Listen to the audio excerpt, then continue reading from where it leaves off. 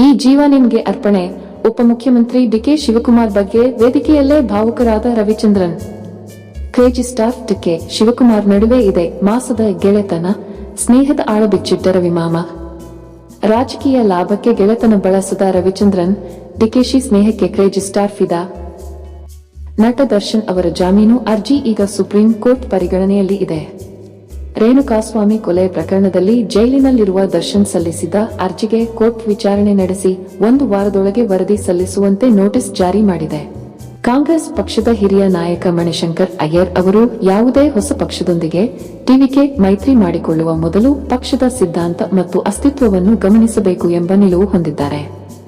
ದಶಕಗಳಿಂದ ಡಿಎಂಕೆ ಜೊತೆಗಿನ ಮೈತ್ರಿಯನ್ನು ಕಡಿದುಕೊಂಡು ಹೊಸದಾಗಿ ಬಂದಿರುವ ನಟ ವಿಜಯ್ ಅವರ ಪಕ್ಷದೊಂದಿಗೆ ಕೈಜೋಡಿಸುವುದು ಪಕ್ಷಕ್ಕೆ ಹಿನ್ನಡೆಯಾಗಬಹುದು ಎಂಬುದು ಅವರ ಆತಂಕ.